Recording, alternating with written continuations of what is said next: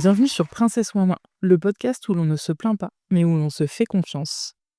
Faire sa princesse Ouin Ouin, c'est vouloir être à la maison quand on est au travail, mais vouloir être au travail quand on est à la maison. Faire sa princesse Ouin Ouin, c'est se plaindre de manquer de temps pour soi, mais ne pas réussir à partir à l'heure du bureau. Faire sa princesse Ouin Ouin, c'est chercher sans cesse à trouver l'équilibre dans le chaos. Aujourd'hui, j'ai le plaisir d'accueillir Aloïs à mon micro. Je ne suis pas seule, et pour ceux qui sont très assidus à ce podcast, vous savez déjà qui est Aloïs. C'est bien celui d'Anna qui nous a parlé de couple et de parentalité. Et avec Aloïs, on va aller fouiller un autre aspect. Avant de vous en dire plus sur le thème du jour, je vais vous le présenter rapidement. Donc moi, Aloïs, je ne le connais pas depuis tant de temps que ça. Je l'ai vraiment rencontré par l'intermédiaire d'Anna. Et finalement, sur les peu de temps où on s'est vus, je trouve que ça a été des beaux moments, puisque ça a été des moments de partage, où on s'est réunis à plusieurs avec nos enfants pour des moments un petit peu clés. Et du coup, ces moments-là, ils ne sont pas nombreux, mais ils sont vraiment précieux. Et pour vous parler d'Aloïs à travers mon regard, je vous dirais que c'est une personne que je trouve douce, posée, pas avare du tout de donner des petites astuces, des petits outils pour la vie quotidienne très facilement applicables, et vous verrez que ça a un rapport direct avec son métier. Et en tant que papa, puisque moi je l'ai surtout connu en tant que papa, je vous dirais que c'est un papa doux et aimant, qui a toujours envie de bien faire et qui s'applique beaucoup dans son rôle. Bonjour Aloïs. Bonjour. Est-ce que ça va mes présentations ? Je trouve ça cool. Je savais pas trop ce que tu pensais de moi en fait, directement comme ça. Donc voilà, je trouve ça mignon, touchant. J'aime bien la vision que tu as de moi. C'est parfait. Bon, tant mieux. Alors, notre sujet du jour concerne l'équilibre entre vie personnelle et vie professionnelle. Et juste avant de rentrer dans le vif du sujet, j'ai une petite question rituelle. Je vais te demander quand est-ce que tu as fait ta princesse Ouin Ouin pour la dernière fois. Ça peut être plus ou moins éloigné. Ouais, je pense que c'était il y a pas si longtemps que ça, pas plus tard que, je pense, hier soir en discutant avec Anna dans le jardin pour dire ah là là, situation matrimoniale, on va dire, et parentale. Ah là là, j'essaie de faire des efforts, je travaille beaucoup, je suis obligé de continuer à travailler beaucoup et en même temps, je dois laisser du temps à la famille. On me reproche un peu de m'oublier parce que charité bien entendu commence par soi-même, on va dire. Et ben ouais, mais alors je peux pas faire plus, je suis au max, comment je peux faire mieux? Enfin voilà, ouin ouin, je veux. Tu voulais des conseils d'Anna, tu voulais essayer de trouver une porte de sortie. Voilà, absolument. Ok. Et un peu ce que tu dis en préambule, envie d'être au boulot en étant à la maison et inversement, ben voilà, comment sortir cette situation-là, je pense que c'est ça, j'ai fait ma princesse moi. Bah alors, ça tombe super bien, puisque effectivement, tu as fait ta princesse Ouin Ouin pour la dernière fois sur le sujet du jour. Donc je le rappelle, on va essayer de voir un petit peu à quel point ça peut être difficile, mais aussi très inspirant, d'essayer de trouver l'équilibre entre vie personnelle et vie professionnelle. Alors, avant de parler d'équilibre avec toi, j'aimerais bien qu'on se mette d'accord sur ce qu'on entend par ce mot équilibre. Comment est-ce que toi, tu l'envisages ? Qu'est-ce que ce serait pour moi l'équilibre idéal? Oui. Ouah, l'équilibre idéal, c'est avoir une quantité de travail, enfin de temps passé au travail qui me permettent de pas me retrouver dégoûté par mon travail. Donc je suis ostéopathe et du coup, en ayant mon cabinet, j'ai un temps de consultation avec les patients, qui est mon temps de travail rémunérateur. Et à côté de ça, j'ai l'entreprise de mon cabinet que je dois développer. C'est du travail non rémunérateur directement. Ça prend une grosse charge mentale. Et voilà. Donc pour moi, l'équilibre idéal, c'est avoir suffisamment de temps au travail pour gagner convenablement ma vie et en même temps pas être fatigué par mon travail, continuer à être dans la passion. Parce qu'au bout d'un moment, quand on travaille trop, on n'est plus dans la passion, dans plein de professions, je pense, et on devient mauvais. Et ensuite, avoir suffisamment de pouvoir économique pour profiter du temps avec ma famille et faire les choses que j'ai envie de faire. Donc finalement, dans ce que j'entends, Bien sûr que l'équilibre, c'est un équilibre de temps, bien évidemment, Mmh. mais aussi un équilibre financier entre le «je gagne assez pour profiter», mais pas une recherche économique, trop importante parce que forcément ça induit qu'on a moins de temps et on a de l'argent, mais on peut pas le dépenser. Mon équilibre idéal, si là, demain, je suis, disons millionnaire ou suffisamment d'argent pour plus avoir besoin de travailler, je travaille à carton dans une association parce que j'aime ce que je fais et je suis plus à m'occuper de gérer un cabinet et cetera. Ouais, je crois que je suis assez d'accord avec toi. Moi, j'apporte beaucoup d'importance au temps. Peut-être plus qu'à l'argent, bien sûr que il faut payer son loyer et manger. Donc je pense qu'on est assez raccord, sur ce qu'on entend, par là. Du coup, est-ce qu'avant d'être père, que ce soit personnel ou dans ton couple, tu te sentais en équilibre? Alors moi, je peux dire que j'ai eu plusieurs vies, même si c'est la première fois que j'expose les choses comme ça, mais ça fait 5 ans que je suis rentré en France et avant j'habitais, en Chine, en Espagne, en Angleterre où, j'ai une vie où, je travaillais moins, enfin en tout cas, c'était moins rémunérateur et ma vie était plus du kiff que, avant ma vie, parentale. Évidemment, c'est un kiff un enfant, mais c'était un kiff plus, auto-centré, on va dire. Hem Est-ce qu'on peut dire que tu faisais le «je travaille assez pour me payer des vacances, puis je retravaille pour me repayer des vacances»? En tout cas, une vie, qui a des aspects vraiment très ludiques, très fun. En fait, j'ai fait peu ça. Je crois que j'ai un exemple, parental où mon père, partait à 6 heures du matin et rentrait à 9 heures le soir.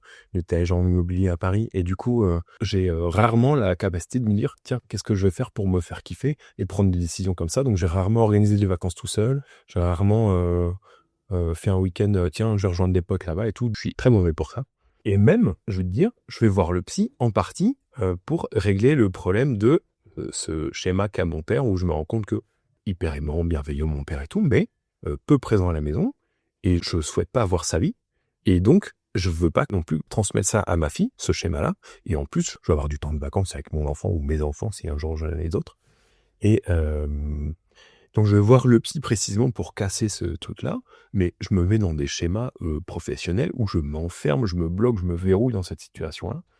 Donc équilibre très difficile à trouver et même quand on sait ce qu'il faut faire ou quand on pense savoir ce qu'il faut faire, enfin, pour sortir du schéma, c'est difficile. Et comme tu dis, des fois, du coup, comme tu en as conscience que c'est pas ce qu'il te faut, au fond de toi, tu vas te dire: «Il faudrait que», mais tu vas te mettre dans une situation où tu as beau savoir, tu peux pas l'appliquer parce que tu es verrouillé de tous les côtés et ta situation fait que, à moins de mettre un gros coup de pied dans la fourmilière, tu es obligé de répondre à des diktats que tu voulais pas, t'imposer, en fait. Absolument. Là, aujourd'hui, si je me disais: «Bah non, en fait, je vais prendre un boulot, 9h-17h, Être être salarié. salarié et truc», en fait, je te donne ces situations où, oui, ça devrait faire de très, très gros changements dans ma vie. OK, alors pour, ceux qui ont écouté Anna et pour ceux qui ne l'ont pas écoutée, je pense que ce serait intéressant que tu nous retraces un petit peu la genèse de votre couple. Dans quel état d'esprit tu étais au moment de votre rencontre? Pour ceux qui, n'ont pas suivi, je reprécise, ça nous fera gagner du temps, que c'était une rencontre, Covid, via les applis de rencontre. Mmh. Mais toi, dans quel état d'esprit, tu étais? Qu'est-ce que tu recherchais? Voilà, qu'est-ce qui te vient à l'esprit? Donc moi, je rentrais de Chine où j'avais passé, 1 an et demi à peu près et j'avais un remplacement, donc je savais que j'allais rester 1 mois à Nice avant de, faire un remplacement, congé maternité où j'allais passer plusieurs mois dans une autre ville et j'avais potentiellement après, la possibilité d'ouvrir un centre avec, un de mes meilleurs potes, donc 1 mois à Nice, sur Tinder, voilà, je n'attendais pas, l'histoire de ma vie, quoi. Très concrètement et puis en fait, on a discuté, même pour la petite histoire, Anna, j'étais encore dans l'avion quand j'ai swipé à droite. Eh ben, c'est ce qu'elle nous a dit, elle n'était plus sûre. Elle dit: «Tu lui redemanderas à Aloïs», mais elle n'était plus sûre du tout. Elle m'a dit: «Je crois qu'il était sur le tarmac» ou elle ne savait plus. J'étais, bah, dans l'avion, sur le tarmac, dans l'avion, quoi. Donc voilà, j'étais prêt à en découdre, on va dire et au final, pour être transparent, j'ai, discuté avec assez peu de personnes et assez rapidement, Anna m'a plu et donc on s'est vus, peut-être une semaine après maximum, qu'on ait commencé à discuter et c'était une, jolie rencontre très mignonne, pardon, où je me rappelle être, rentré, avoir écrit un message à mes potes: «Ah, je crois que je vais trouver la bonne». Ah quand même! Donc c'est venu assez rapidement. Tu as eu un coup de foudre? C'était pas un coup de foudre, comme Le temps qui s'arrête, comme dans les Oui. films et tout. Il y a une, j'ai pensé que j'avais trouvé une conjointe pour un bon bout de vie au moins. Tu t'es projeté. Ouais, carrément. Ça colle. Ah ouais, Ouais. assez vite du coup. Ouais, Donc c'était ton état d'esprit. Au final, tu ne pensais pas à tout ça avant de la rencontrer, absolument. mais une fois que tu as vu les énergies entre vous, tu t'es dit ah oui, en fait là, si je veux saisir l'opportunité que j'ai l'impression de voir, elle peut être une compagne, une mère pour mes enfants, ça colle vraiment. Et c'est pour ça que même on a fait une relation du coup pendant, je suis très mauvais avec les dates, mais pendant 4 ou 6 mois, on faisait des allers-retours. Et où j'ai décidé, alors que j'avais d'autres opportunités, décidé de revenir à Nice pour elle. Sinon, j'habiterais pas à Nice, je serais à la campagne, avec une maison qui coûte 70 000 €, je travaillerais à mi-temps et je ferais de la photographie. Bon, Anna, si tu nous écoutes, prends note de ce qui vient d'être dit. Est-ce que tu peux nous expliquer en quoi consiste le métier vraiment d'ostéopathe? Et après, comment c'est arrivé dans ta vie? Alors, un ostéo, en gros, il ouvre son cabinet, il y a des gens qui prennent rendez-vous avec lui. Donc moi, je suis dans ma petite salle derrière mon bureau. Il y a un patient qui rentre dans la salle d'attente et qui me dit bonjour monsieur, j'ai mal ici ou j'ai tel problème physique ou psychosomatique, on va dire, mais souvent c'est plutôt typiquement on vient me voir avec mal en bas du dos. Je pose une série de questions. Là, mon rôle, c'est de voir si est-ce que je peux prendre en charge ce patient-là ou est-ce qu'il a des problématiques médicales qui nécessitent une prise en charge avec un médecin ou aux urgences, etc. Quand j'ai fini de poser mes questions, je pense avoir compris ce qui lui arrivait. Donc, généralement, le patient se met en sous-vêtements, on fait une série de pratiques, des techniques manuelles pour des tests et des techniques pour soulager le patient. En gros, ça dure 45 minutes à 1 heure. Et puis, voilà, le patient est soulagé normalement en une séance ou 2. Et puis, pour la majorité des cas. Et puis voilà. Parfois, donc on le revoit 3 semaines après, 1 semaine, 2 mois. Voilà, donc ça, c'est ce qui se passe. Et puis, je me permets souvent de donner, comme on a 45 minutes ou 1 heure, ça fait un moment d'intimité, un peu comme ce podcast, où on a le temps de raconter des choses perso, en tant que le patient, il est vraiment un peu mis à nu, presque, enfin au sens propre, hein, il est en sous-vêtements quand même, je vous rassure. Et du coup, c'est un espace où les gens savent qu'ils vont me raconter des choses que je pourrais raconter à personne d'autre. Et j'ai des patients qui me racontent toutes les semaines, plusieurs fois par semaine, j'ai des patients qui me disent je finis par dire, parce que je vous donne la carte pour le bon psy, ou parce que vraiment, il y a beaucoup de souffrance qui est racontée. Et là, j'ai l'impression d'être utile, même plus tellement dans mon travail physique, mais aussi de dire, OK, il y a un espace pour une écoute, écouter les souffrances, pas que le physique. Bon, donc voilà, donc ça, c'est vraiment comment ça se passe dans un cabinet d'ostéo. S'il y a un ostéo qui aime bien discuter et écouter, parfois, je discute de mes prochaines vacances. Hein, vous me conseillez quoi à tel endroit? Donc ça, c'est comment moi je pratique l'ostéopathie. Parfois on fait craquer, parfois pas. Et puis, comment c'est tombé dans ma vie, c'est assez rigolo. J'ai toujours bien aimé faire des massages depuis que j'étais ado et tout. Et un jour, je savais pas trop quoi faire pendant le bac. J'ai fait une année de médecine en gros, et puis c'était pas fait pour moi, et puis j'aurais pas eu la première année de médecine. Donc j'ai une de mes copines de table et de philo qui me disait ah, moi je veux faire podologue et tout, tu devrais regarder, ça t'irait bien. Donc j'ai regardé. Et puis j'ai plutôt découvert l'ostéopathie, j'ai postulé à quelques écoles et puis j'ai été pris dans les écoles, donc je me suis retrouvé comme ça. Au début un peu par défaut, et après rapidement au début de mes études, j'avais l'habitude de dire que c'est fait pour moi et je suis fait pour ça. Donc c'est un bon match avec ce métier-là pour moi. Voilà, c'était un peu au hasard et par défaut en fait. Ouais, donc c'est quelque part, moi là je vois de la chance entre guillemets. On y croit ou on n'y croit pas à ce concept de chance, mais tu aurais pu avoir ce métier passion depuis un bon bout de temps, ou en tout cas le soin à la personne, voilà. Et en fait, tu t'es retrouvé un petit peu là-dessus par défaut, comme tu dis, et et là ça a été le coup de foudre professionnel. Tu t'es dit je suis à la bonne place. Ouais. Ok. Parce que sinon je voulais faire médecine parce que sinon je me voyais genre légiste, donc vraiment pas parler avec les gens. Ou alors neuropsychiatre avec 14 ans d'études et là disséquer le cerveau des gens, et peut-être pour ça que je parle autant de patients. J'ai comment ça s'appelle, un truc inachevé là, mais bon voilà. Ok. Et alors, est-ce que tu peux nous expliquer, au moment où tu as pensé à être père avec Anna, quand vous avez pensé être parents, c'était pas encore fait. Dans quel projet professionnel tu étais? Dans quelle situation professionnelle tu étais? Alors, assez rapidement, j'ai pensé qu'Anna pourrait être la mère de mon enfant. Donc, j'étais déjà, c'est pour ça que je suis revenu à Nice, sinon je ne serais pas revenu. Donc, à ce moment-là, le dire, OK, elle a la validation, ce sera une bonne maman.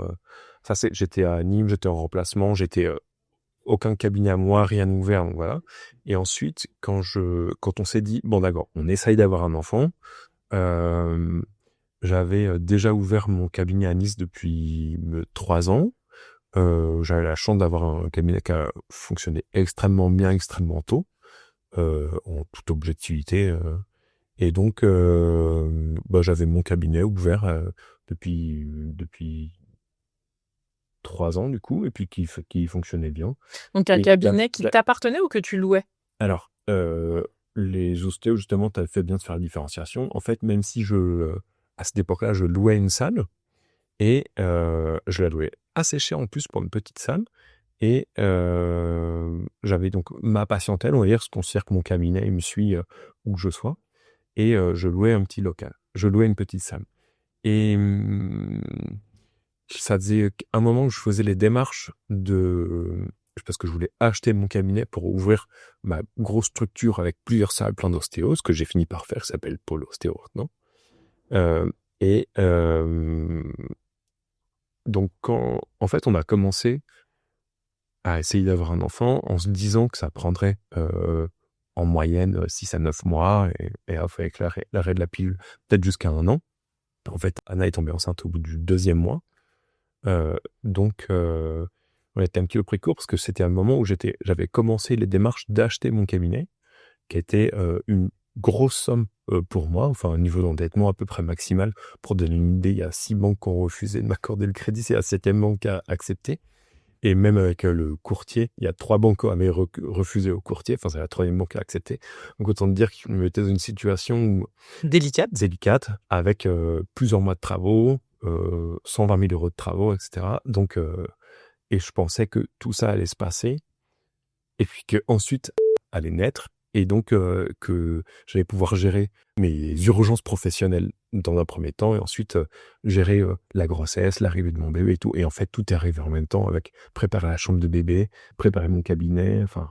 Bon, je sais pas si ça répond à ta question, mais... Si, ok, mais du coup, il y a les fameux 9 mois, 1 an d'attente qui piègent énormément de gens. Et vraiment, ça me fait sourire parce que t'es pas du tout le premier à évoquer cette idée de oh, on va avoir une petite année devant nous. Et en fait, ce court-circuit des choses, c'est que vous avez misé sur une donnée qui n'était pas fiable, et vous vous êtes retrouvé et à la fois sur un projet personnel, professionnel, je veux dire, assez conséquent, et à la fois sur un projet de parentalité qui arrivait comme ça, beaucoup plus vite que vous ne le pensez. Et alors, tu ouvres ce cabinet, tout se bouscule parce que l'ouverture d'un cabinet, tu l'as expliqué, voilà, c'est des travaux, c'est gérer d'autres personnes puisque tu as pris à ta charge d'autres personnes. C'est un métier passion, donc tu as du mal effectivement, vu qu'il y a un gros côté humain, à couper court, et puis après s'ajoutent à ça les responsabilités administratives, d'entretien du local, je suppose, etc.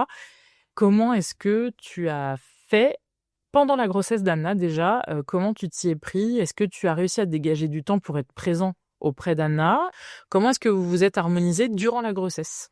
Le début de grossesse, je crois que ça se passait comme avant, c'est-à-dire elle avait ses horaires de boulot, moi les miennes, ça n'a pas changé notre équilibre, si je me rappelle bien.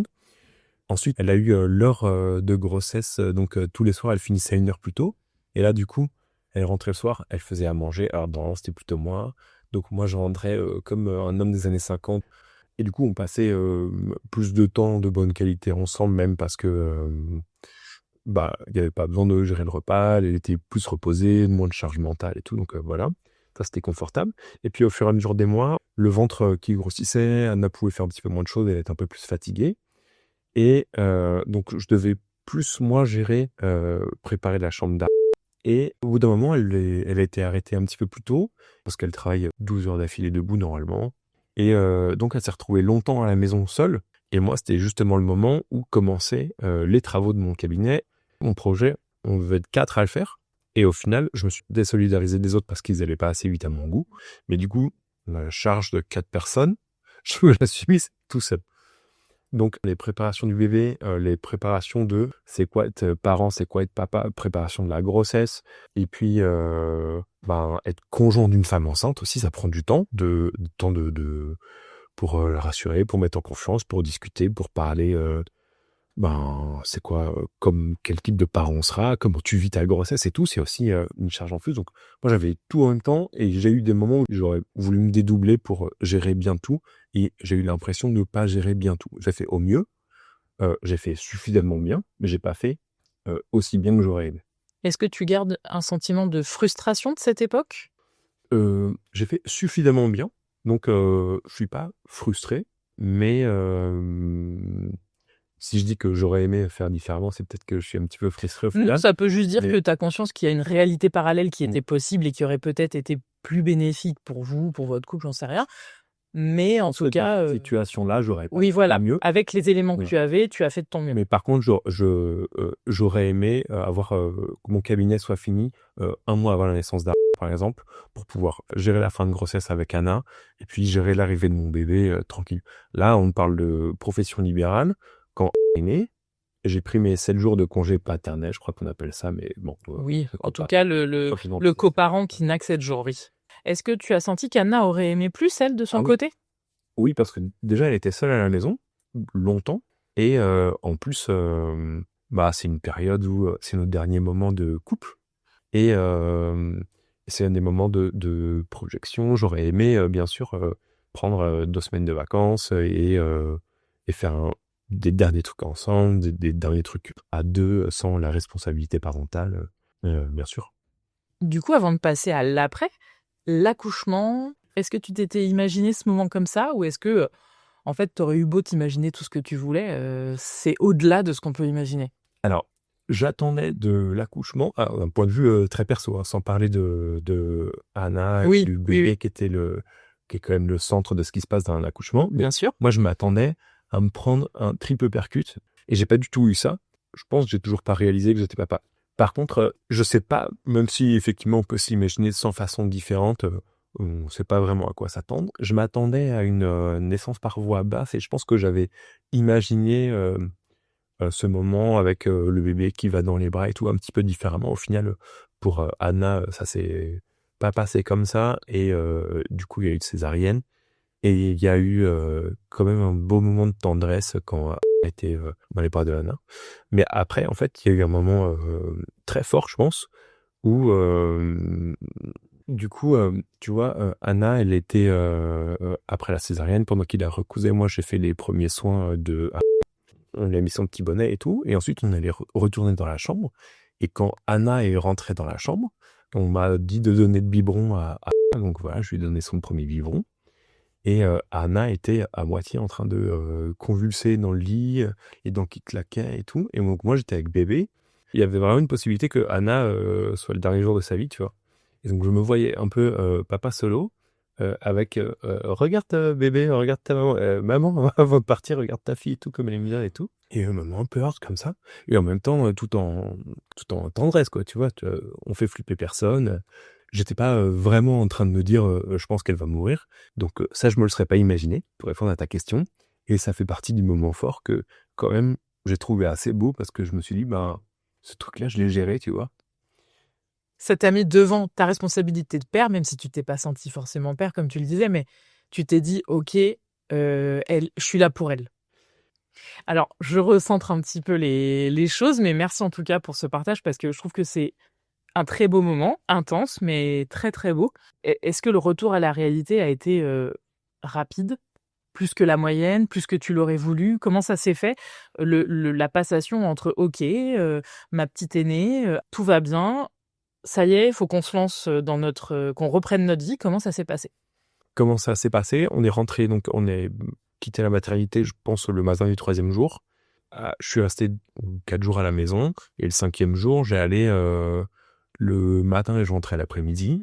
Je crois que pendant 1 ou 2 semaines, j'ai fait ça et ensuite, rapidement, j'ai repris un travail à temps presque plein. Donc une fois de plus, Anna, qui avait déjà passé plein de temps toute seule, elle s'est retrouvée seule à la maison. avec une césarienne derrière elle.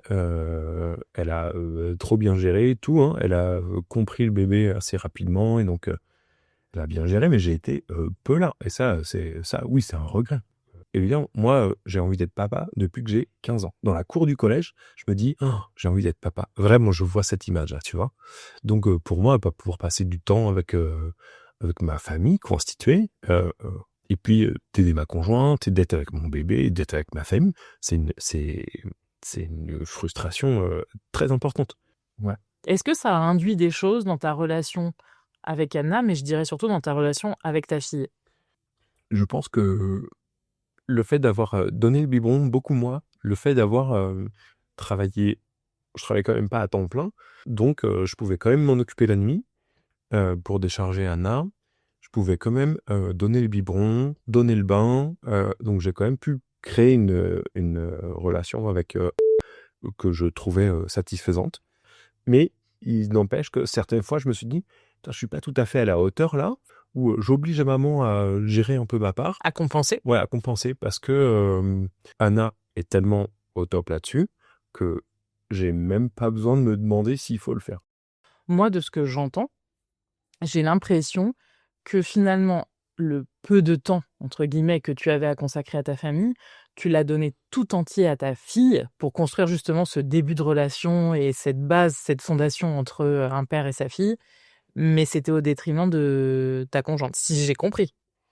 Je pense que c'était principalement pour ma fille et que quand même pour Anna, mais j'étais plus un relais pour que tu puisses te doucher, faire ton sport, voir des copines ou quoi, plutôt que de créer des moments de famille, on va dire. Voilà. Et je pense quand même que dans le postpartum, j'ai laissé des espaces comme ça, même si j'ai promis de garder des moments de couple. Et j'ai pas très bien fait, mais on a quand même un peu fait. Ouais. Comme quoi, moi je pense que les promesses, il faut en faire le moins possible, il faut plus essayer de communiquer sur les envies de chacun, essayer de se retrouver et de dire qu'on va faire comme on peut, sans forcément compter sur cette formule-là pour ne rien faire du tout. Mais une promesse, je trouve que c'est très engageant et en fait, des fois, on a beau vouloir la tenir, il y a un contexte qui fait que c'est très difficile. Ah ouais.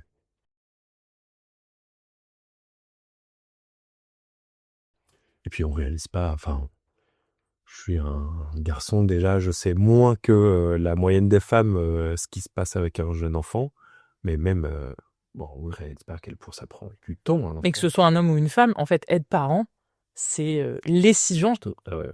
lessivant et ça, il y a des moments extrêmement beaux et des moments extrêmement difficiles. Et en fait, c'est vrai que quand on n'a pas l'équilibre qu'on cherche tous à avoir et qu'on cherche après à préserver, c'est très difficile de maintenir la tête en dehors de l'eau parce qu'il y a des choses qui nous rattrapent. Il faut s'occuper de son couple, mais on veut voir son enfant. Il faut s'occuper de son enfant, mais il faut s'occuper de son couple. Et puis à côté, il y a le professionnel qui vient bousculer tout ça. Il y a des imprévus. Et donc, c'est très difficile après de toujours maintenir cet équilibre. De toute manière, on parle ici d'équilibre. Pour moi, c'est un but, mais c'est un chemin en fait. Quand bien même on l'atteint, de là à le préserver, c'est encore autre chose. Mais c'est là où l'équilibre il est chiant parce que, enfin, il est difficile à trouver parce que pour passer plus de temps de qualité ensemble, moi je dois travailler, j'ai pas un salaire fixe, mon salaire il dépend de mon travail. Et du coup, je dois travailler plus, donc je dois me mettre plus en mauvaise situation familiale pour ensuite avoir un meilleur moment familial. Je peux pas avoir un c'est à peu près bon tout le temps. Alors, si j'avais pas une rattrapage ou que je l'avais prévu, que j'aurais Oui, pu après, avoir, il y a des situations très particulières. mais on serait équilibré à peu près tout le temps. Bah, ça, on va y arriver bientôt. Je pense que l'équilibre, il est atteignable. Et je pense que dans mon cas, ce sera à moyen terme, bientôt. Bah, je l'espère pour toi, pour Anna, pour votre petite. Mais est-ce que tu vois quand même, et on va terminer là-dessus, est-ce que tu vois quand même, une amélioration? Je sais pas si c'est le bon mot, mais en tout cas, est-ce que tu vois, la lumière au bout du tunnel où tu te dis: «OK». Alors tu nous as dit que tu allais voir un psy, Ouais. tu nous as dit que tu y réfléchissais. On voit dans ta manière dont tu nous parles de qu'il y a une réflexion qui est enclenchée. Est-ce que tu sens quand même que, voilà, tu la vois cette lumière et que c'est pas pour forcément pour tout de suite, mais que tu travailles, que tu poses les fondations et que, voilà, Ouais. ça va aller?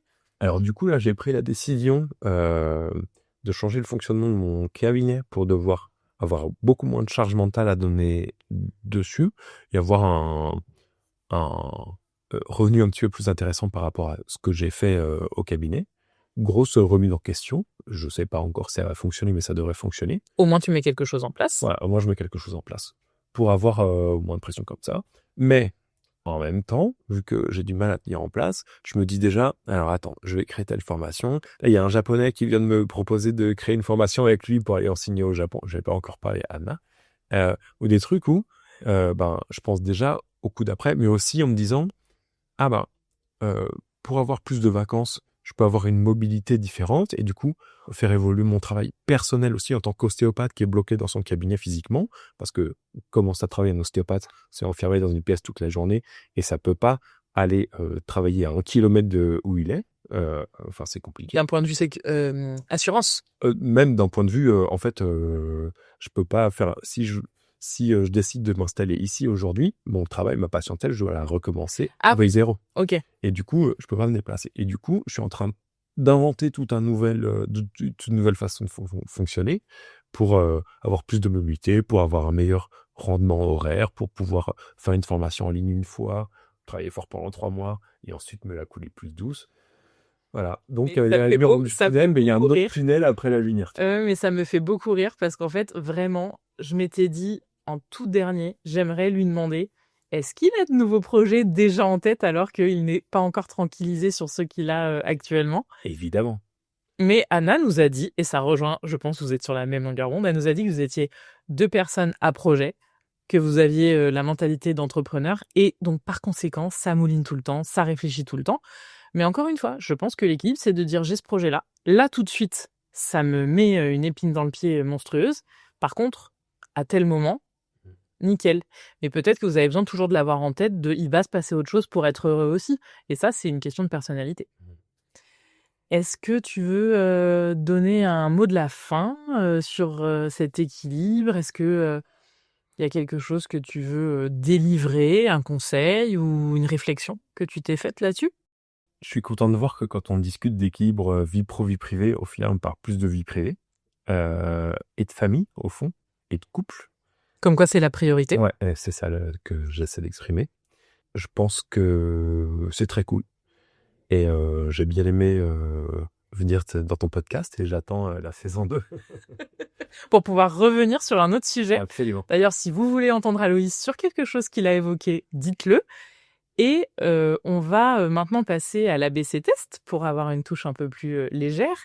Avant de faire ton ABC test, Anna, qui en a fait un, m'avait dit il faut absolument qu'Aloïs le fasse de son côté. Je te l'ai fait faire avant l'enregistrement du podcast. Et finalement, tu es tombé sur le même résultat qu'elle. Il y avait une réponse qui n'était pas tout à fait la même. Je crois que c'était sur la question de la gestion d'une crise dans un supermarché. Toi, tu la gérerais plus avec humour, alors elle disait qu'elle serait plus sur le ton apaisant. Tout est sous contrôle. Mais finalement, vous avez...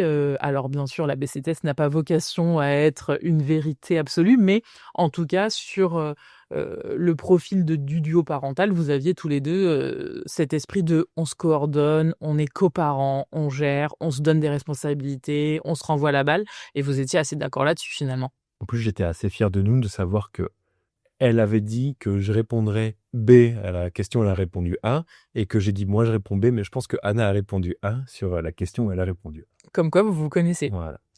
Alors, ton ABC test à toi, c'est justement de savoir comment je jongle avec tout ça. Ah, c'est pas le même. Okay. Non, c'est pas le même. Bah non, sinon les autres, ils savent déjà le résultat. Alors, ceux qui nous écoutent vont le faire en même temps, et je vais le faire avec toi aussi. Alors, sur ce fameux équilibre vie pro, vie perso. Question 1.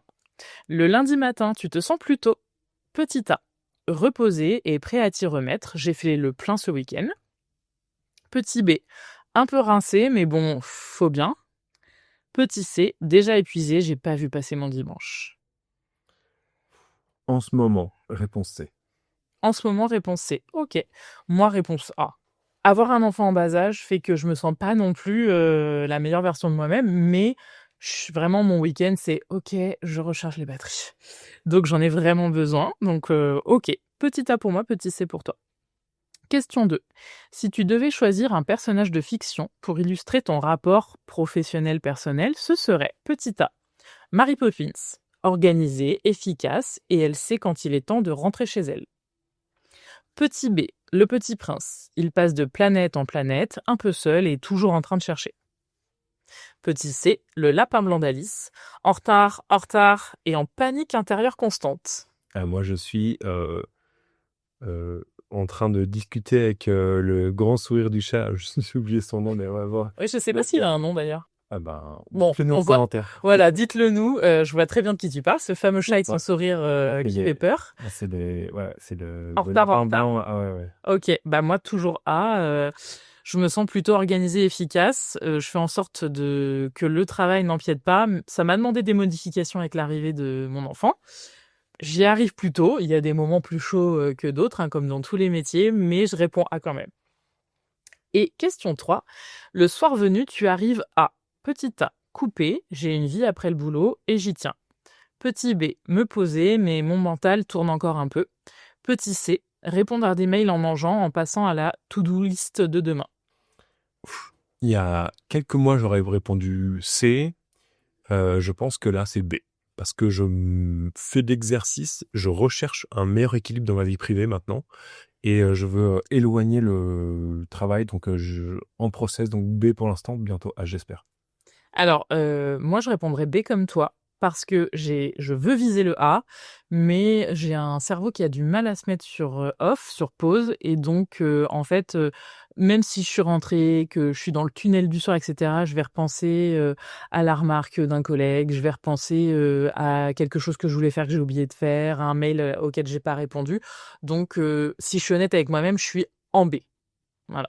Donc, malgré ce petit B, Voir s'améliorer un petit peu. bah oui, quand même. Donc, malgré ce petit B pour nous deux, toi, tu es plutôt C et moi, je suis plutôt A. Donc, pour ceux qui sont C, comme Aloïs, vous êtes le funambule épuisé. Tu tiens, mais à quel prix? Si ton énergie s'effondre ou que ta joie se fait la malle, il est peut-être temps de revoir la carte. L'équilibre ne se trouve pas en forçant. Parfois, il se reconquiert en se posant.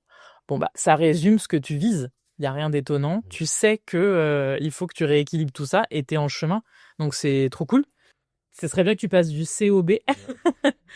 Alors, pour ceux qui ont A comme moi, stratège ressourcé. Tu as appris à préserver tes ressources, ton temps, ton énergie, ton équilibre. Ce n'est pas toujours facile, mais tu poses des limites et tu les tiens souvent. Continue à ajuster ta recette, elle te va bien. Bon, bah, je vais pas me plaindre du résultat, même si bon, c'est pas toujours ça. On est sur un test approximatif, je le répète. Et pour ceux qui ont eu B, vous êtes des acrobates en transition. Tu fais de ton mieux pour garder l'équilibre, même quand ça tangue. Il y a du bon, du flou et un besoin croissant de remettre du sens et de la respiration dans ton quotidien. Le bon moment pour ajuster le cap, peut-être. Bon, eh ben vous me direz ce que vous avez eu. Je pense de toute manière que le B réunit la moyenne des personnes. On essaie toujours de faire comme on peut. Des fois, c'est un peu plus flou que d'autres. Et puis, on essaie de tenir la barque, hein. On fait comme on peut. On fait comme on peut. Moi, j'aimerais bien savoir ce que tes auditeurs, ils ont comme truc pour Comme garder conseil, comme conseil, tu vois, quelle est, eux, leur limite, ce qui fait que là, ils savent qu'ils sont en train de basculer du côté de les signaux d'alerte. ces signaux d'alerte, je suis équilibré ou déséquilibré, et qu'est-ce qu'ils y mettent en place pour rester du côté de l'équilibre ou arriver à l'équilibre, tu vois. Eh ben ouais, c'est super intéressant, ça m'intéresse aussi beaucoup. Donc dites-nous si vous avez des signaux d'alerte qui vous disent: «Ouh là là, ça y est, ça prend trop le pas sur ma vie privée» ou «Ça y est, je sens que mon mental ne tient plus». Et puis, est-ce que vous avez aussi des conseils, on est preneurs, sur des moyens de remédier à ça tout de suite, de rectifier le tir et de ne pas tomber du mauvais côté de la barrière. En tout cas, merci Aloïs pour ce temps que tu m'as consacré, pour cette discussion que j'ai trouvée très intéressante, vraiment. Je vous dis à bientôt. Au revoir.